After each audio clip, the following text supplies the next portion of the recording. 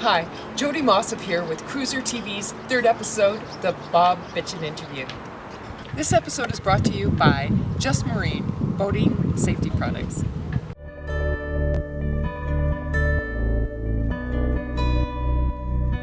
We know there must be more to this. We said that love could conquer anything. Well, now's the chance to give these words their meaning. I'm at the Strictly Sail Pacific show in Richmond, California, where I talk with the legendary Bob Bitchin and his wonderful wife, Jody Lipkin. And then later in the episode, I also sit down and talk with Jesse and Katie about their 2-year adventure sailing America's Great Loop. Later, our featured vlogger, White Spot Pirates. So stay tuned.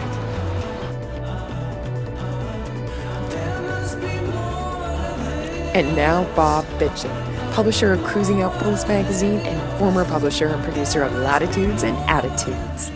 Look at what I've got. I've got Bob Bitchin here with me. Thank you. And thank you. Yeah, excited to sit here and chat with the legend. Legend in my own shower, yes. So Bob, I would love to hear a little bit about your story and how you came into the sailing world, how you came into doing what you do now, and how Bob Bitchin came about. Well, first of all, I was not a natural-born sailor. Bob Bitchin was born in about 1978 when I was working out with Tommy Chong at Gold's Gym in Santa Monica. And he was making an album called Up in Smoke with Cheech and Chong. I remember it. And the first thing was they needed a name for their personality that was going to be on the Let's Make a Dope deal. And so at that time, my name with the club that I rode with was Bob Bitchin. Wow. And it's not my real name. And so they used it in the album, Up in Smoke. Yeah. And let's make a dope deal. Here's our first Bob Bitchin. What's your name? Starts with a B, ends with a B. And I really liked it. So anyhow, I kind of got stuck with that name. And then I was working for Evel Knievel as a bodyguard. And when he went into the canyon, I had to get a real job. And when I was working for him, most of the people I met were in magazines or television. Yeah. So I started talking to some of the people that I had met there, and I ended up starting to write for Street Chopper magazine, which was the first one, and I was writing under the name Bob Bitchin. Mm-hmm. Then Easy Rider started, and I did a couple of issues with them, and then I decided I needed my own magazine. Yeah. So I started a magazine called Biker Lifestyle, cool, which later became Biker. And I published that for a long time, and what it let me do was ride around the country on a motorcycle taking pictures of naked girls, which was a tough job when you're in your 20s, you know. Yeah, but, darn. I know, it wasn't easy. But I put up with it, yeah, okay, and ended up owning the magazine. Yeah. And then as it grew, I started there was a subculture of motorcycling, tattoos. Mm-hmm. So I started Tattoo Magazine in 1980. In 1986, I sold both of them to Easy Rider. I was living on a boat. And now you say, what was a sleazy biker doing on a boat? Okay. One day, I was down at the marina, and I was 30 years old. I wasn't a kid when I started sailing. And I saw a boat going up for sale. And I walked over and talked to the guy, and I ended up buying the boat. I'd never been out on one before. For the next 35 years, I lived aboard. Wow. I fell in love with the lifestyle. And one day I get a call from a friend of mine who's working on a tall ship called Stone Witch. They were blockading Diablo Canyon when they were building the nuclear plant there. Yeah. Jane Fonda was on the boat. They arrested her and her boyfriend. And then they were going to seize the boat. Oh, wow. So they called me up and asked me if I had any money. I said I did. So they sailed from Diablo Canyon down to Redondo, where I was, picked me up, and we sailed out of the country so they couldn't seize the boat. Wow. And then we spent 3 months sailing to Guatemala. Wow. And there was 7 guys and my girlfriend. So anyway, we spent 3 months. It changed my life. The motorcycle lifestyle, a lot of drugs involved. Yeah. It got me away from the drugs because when you're out on a boat, you get a natural high. Yeah. And doing drugs is just a waste, and you get paranoid and everything else. I was going to say, and it's hard to probably have your wits about you. It's hard to concentrate. Yeah. Yeah. So the more I sailed, and from that point on, I lived on a boat for the next 35 years. Wow. Sailed for the first 10, 15 years on 4 or 5 different boats. I sailed down to Mexico every 2 years. I'd sail down, fly back, do an issue of my magazine, fly back. Then finally in '86, I sold the magazines to Easy Rider and got on my boat, the Lost Soul, which I'd had for about 10 years at that time. It's a 68-foot catch, 42 tons. Yeah, it fit me. Yeah. Actually, I had a company called Two Lost Souls, and we used to sell motorcycle parts. Oh, wow. And we had a flag, and the flag had a picture of the Reaper with angel wings, and it said Two Lost Souls. So I had the flag, the banner flying on the boat, and one day a guy came out and he says, "Oh, this is the Lost Soul." I thought, that's the perfect name for a boat. Yeah. So that's what we named it. Yeah, perfect. And over the next 10 years, in and out of Mexico a number of times, then to Hawaii and back. I've sailed to Hawaii 7 times, there and back. Fell in love with the lifestyle. I hated being inshore. Then after a while, you get to where you just want to be out at sea. Because out at sea, your only worry is what's the next meal. Yeah. When you're in town, you're worrying about insurance. Where's somebody stealing my car? Is it? When you're out at sea, everything's there, and it's contentment. Yeah.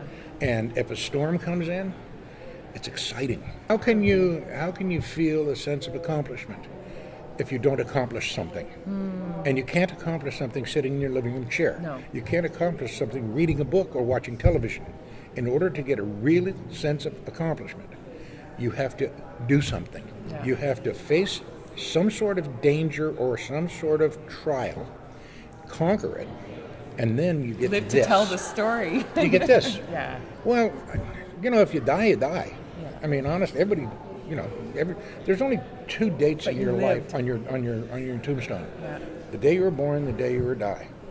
And neither one of those mean anything. It's the dash in the middle. I'm on a very fat dash. And I don't care when this date is. Yeah. I know what this date was. Yeah. And I mean, I'm 72 years old now. I feel like I'm 40. Wow. And it's because the adventure. If you live adventure, it keeps you alive. If you don't, you slowly die. And so anyway, we came back. I kidnapped my bartender at the Portofino Yacht Club.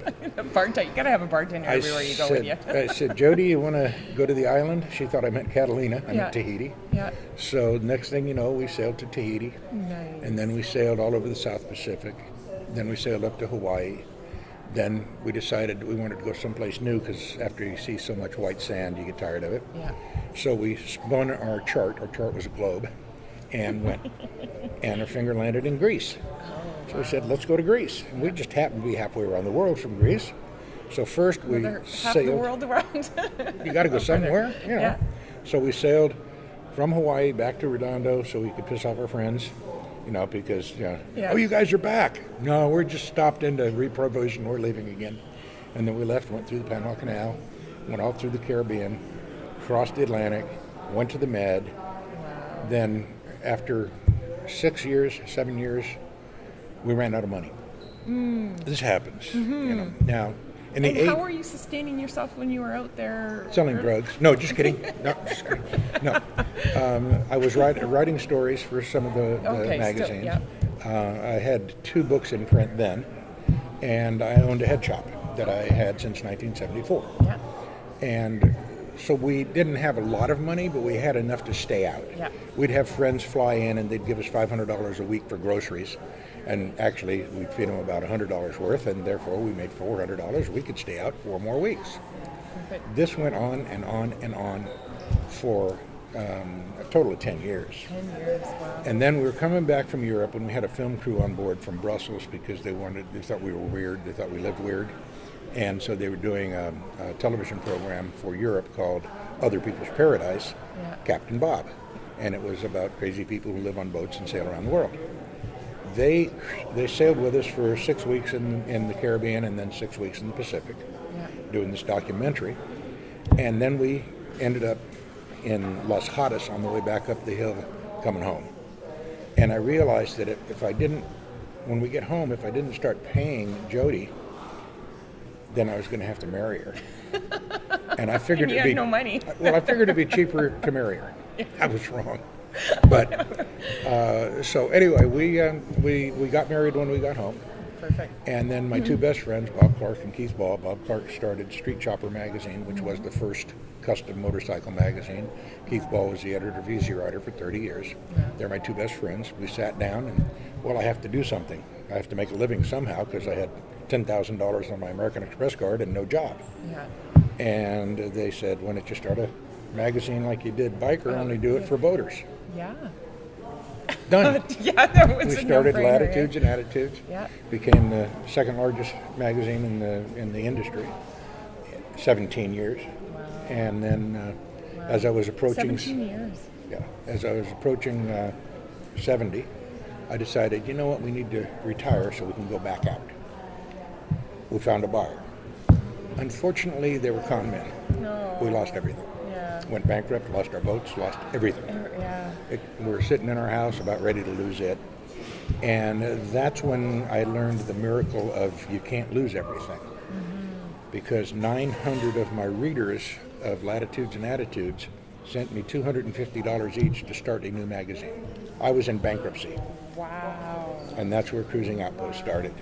That was 4 years ago, and we are now the biggest selling magazine in the industry. Crazy, hey? Yeah, you never know. And so when you think you've lost everything, Yeah. you haven't. Yeah. All you lose is money when that happens. Yeah. And, But having, it says a lot too to the testimony of your character and your personality. well, I'm a character on it. But not everybody would do that for someone though. No, that Right? it blew me So- away. Quite Yeah. frankly, I was sitting up.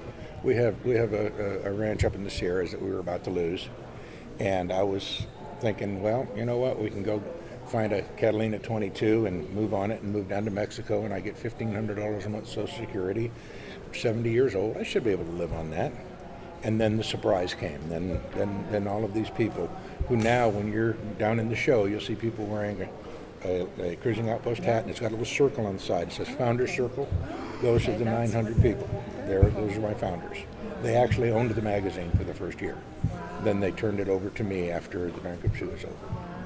So tell me, how did the TV show kind of come about? Well, it was really funny. At a boat show here in Oakland, actually the Oakland Boat Show, Yeah. we're sitting at a table, me and Darren, who was ended up being my producer, but he was into video, and he and I were sitting talking about creating a TV show, and Eric Stone was playing, and he took a break, and he came over and he sat down, and with him was Gary and a guy named Yellow Shoes, and we're talking about what do we need to do a TV show, and Darren said, well, we need at least $85,000, and I'm like, I don't have that much money, and Jake says, I'll put it up.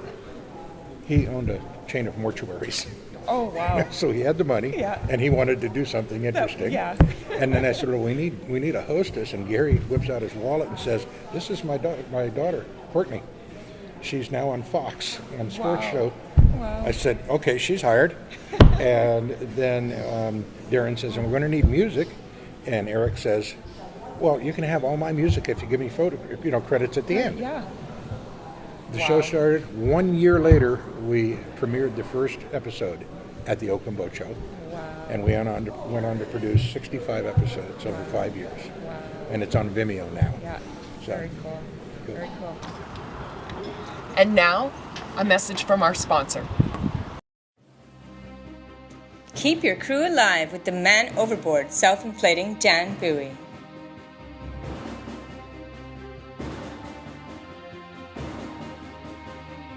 Immediately after your crew goes overboard, just throw the Dan buoy as is into the sea toward your crew. The Dan buoy automatically inflates, which makes your man overboard significantly easier to see and rescue.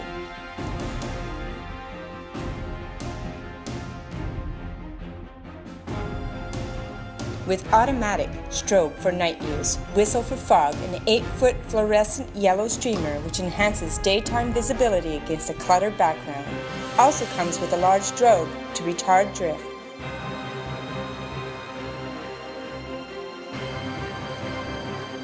Check out this safety item and many other safety items at just-marine.net. Jody Lipkin. Yes. Welcome. Welcome. Yeah. Nice to be here. Yeah, well, thank you, Jody. Yes, and thank you, Jody. I would like I had mentioned to you earlier, I am excited to be able to share lots of different cruising stories, but especially particularly those with women who have been in it. And I know from talking to Bob a little bit just a while ago, you two have been in this journey together for quite some time now. You know, Bob and I met in the late 80s. I worked at the Portofino Hotel and Yacht Club in Redondo Beach, where he had his boat. And he was always sailing in and out, either sailing to Mexico or Hawaii, and he would come into the bar and restaurant where I worked and regale us with all kinds of adventures.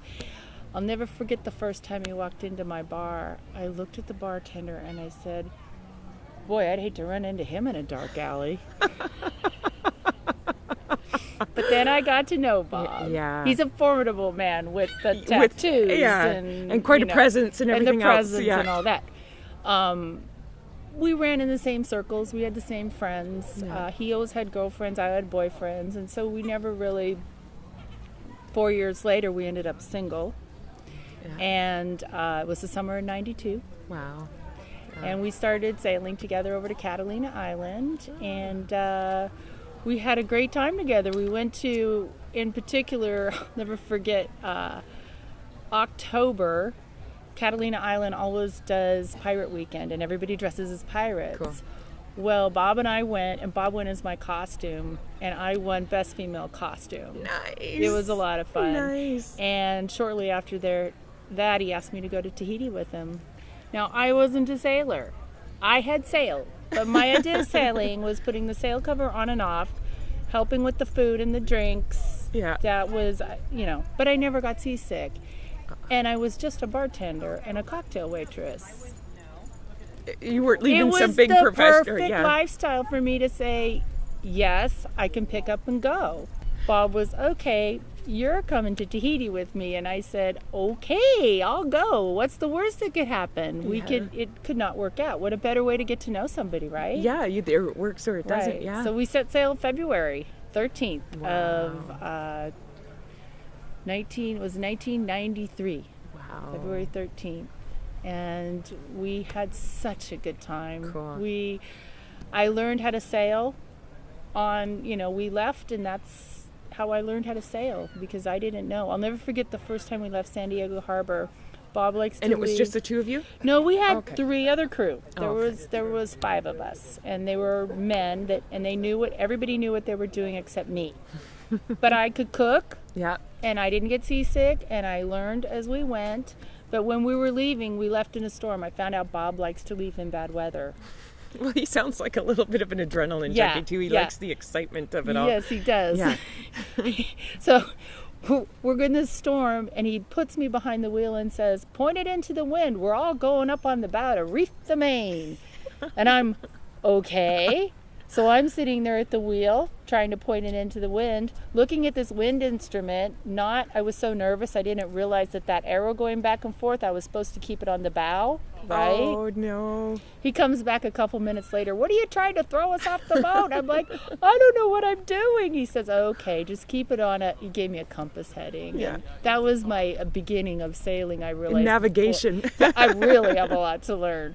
But it's wonderful to learn while you're at sea, just going out, because before I knew it, 6 months, 8 months later, when we were crossing the ocean coming back from Tahiti, I knew what I was doing. I really knew what I was doing. Mm-hmm. So then when you went back, that's when you started Latitudes and Attitudes. Yeah, Nice. Bob has always been in the magazine business, so he knew that's what he knew really well, was doing magazines. Mm-hmm. And we had all these pictures, all these stories. It was perfect. Yeah. And so when he started the magazine, we were the feature story for the first several years, and everybody followed our trips all over the world, and it worked really well. Yeah. It was really well. It was a very popular magazine. Good. Did well. And now we have Cruising Outpost magazine. Yes, and that's doing even better. It is. It is. It's doing even better. We took everything we learned with Latitudes and Attitudes and made this even a better magazine. Yeah. How's the journey been with you guys since? It must be quite an adventure. It's an adventure, absolutely. Yeah. Absolutely. We've got a good balance now. It's really nice. We do the magazine, we go to a lot of boat shows, we throw parties all over the country, and now we're expanding into the Caribbean. Cool. We sail on other people's boats a lot. Yeah. We get sailboats sailing, we go on trawlers up in the Pacific Northwest, and we spend it's a lot of fun. Cool. We're not cruising anymore on our own boat, but you know, you're still living we're the still sailing living, life, more or less. Right. Yeah. Right. And doing the magazine, when we get all the stories from our readers and the pictures, and so we're living their experiences, putting the magazine together, and so we're getting the great feel of the adventure. It's working for us. We do miss it sometimes. We miss actually crossing oceans. Yeah, I bet. It's really nice to be at sea. And I was saying to Bob, you know, one of the things that I've experienced here that I find absolutely fascinating, and so I'm excited to get to know you guys a bit better, is the amount of love for both you and Bob from the sailing community. And it's big, yeah. Sorry, but when I've heard about it, right? It's pretty cool. Yeah, and just the experience that you guys went through, and sorry.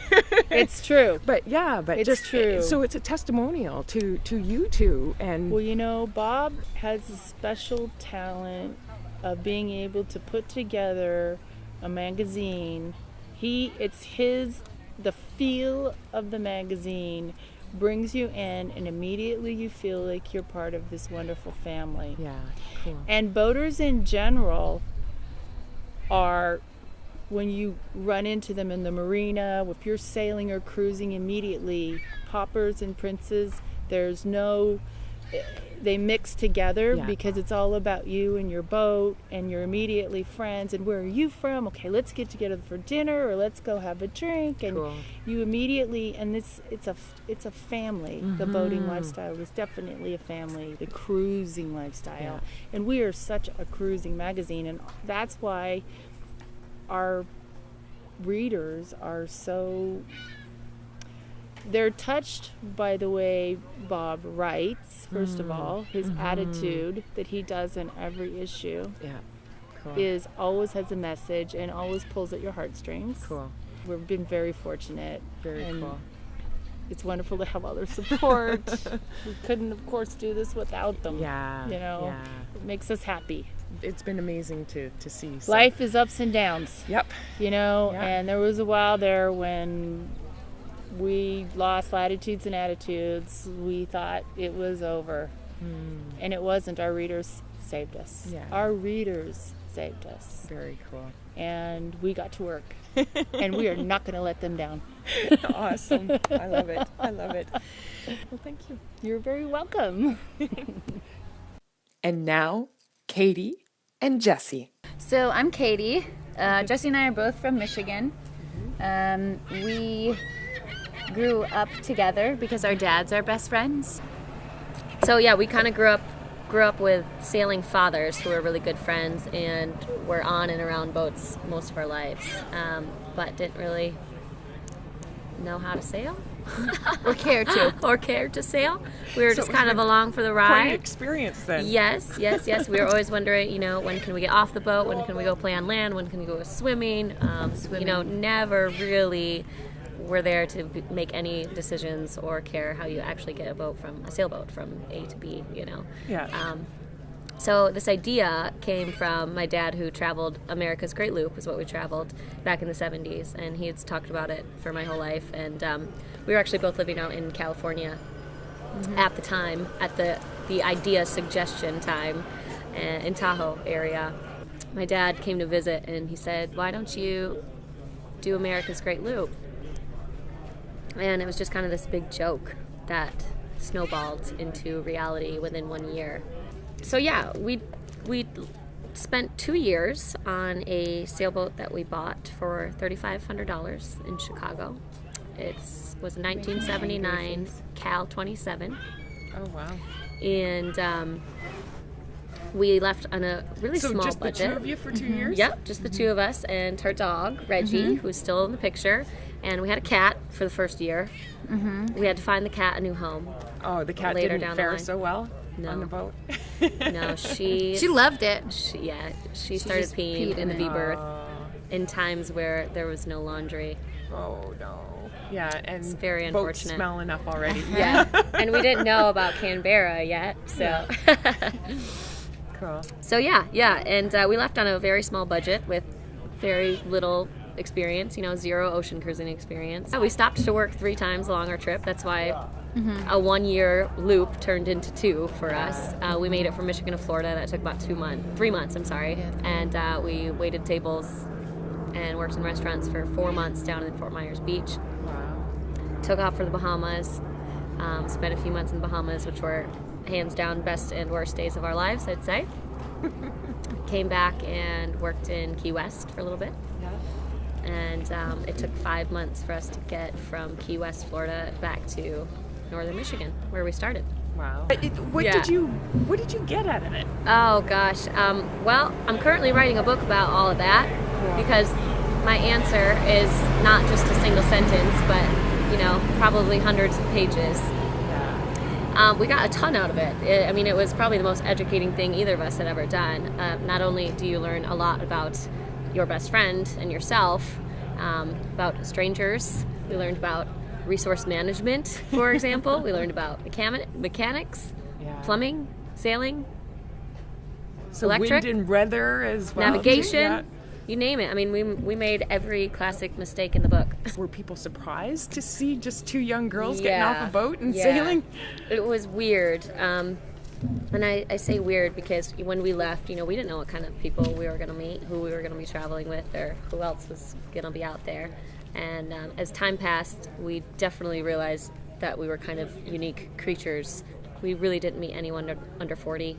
And almost everyone we traveled with was, a retired couple. And we loved them. They became our best friends, our moms and dads and aunts and uncles and grandmas and grandpas. And so many people were looking out for us, which was really cool. But it really wasn't until we got down to Florida Keys and the Bahamas did we come across some other young cruisers. And, the selfish part of me wants to keep the entire trip a secret because it was so great. Yeah. But the other part of me wants to push it on our generation. Yeah. Absolutely. Everyone. Yeah, everyone. But And so why would somebody want to do this? Well, I think a lot of people sit around thinking about it and dreaming about it and planning for it and saving money and outfitting their boat. And I think we're big advocates of just go and do it. yeah, figure it out on the way. Yeah, because you're never going to be prepared for what happens every day anyway. Yeah. So you may as well just figure it out on the way, then be prepared for everything before you leave, because then you're never going to leave. You're never going to be ready to leave. By the end of 2 years, we were finally confident cruisers, but it took a long time. And it took a long time too for us to trust ourselves and trust each other, and not other boaters first. Yeah. Does that make sense? It does. If we could do it, Yeah. then anyone can, because we're Yes. just two dummies that had no idea what we were Two doing. Midwestern gals with very little boating experience and Yeah. money, and It's all it turns out to be all how you can figure it out once things do go wrong. That's what everything is all about. hoping we can be a little bit of an inspiration. Just be like, hey, if we can do it, come on. You have no reason to be scared. Are Yeah. you two looking at doing another one? Would you go on another trip and do it again? Or? We would talk totally, about it. yeah. Yeah, we talk about it all the time.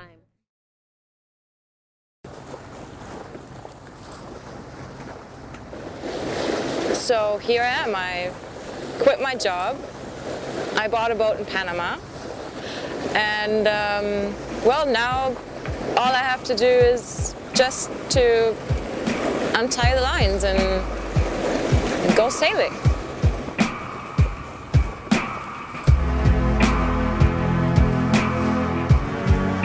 There's not really a fixed plan about this.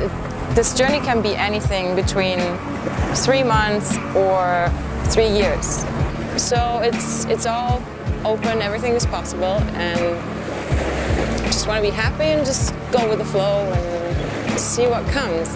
It's not going to be any extreme kind of journey. It's not about breaking records. It's just about living with the forces, like with the wind and the water, and it's about reduction. On a boat, you don't really, you don't have all the stuff that you have in normal life, and you really have to cut back on things, and I think that's really interesting. I hope it's gonna bring you one step closer to putting your own dreams into reality. Thank you for watching. And don't forget to subscribe to our YouTube channel so that you don't miss any of our wonderful and informative episodes. And next episode, Part 2, Sailing to Cuba.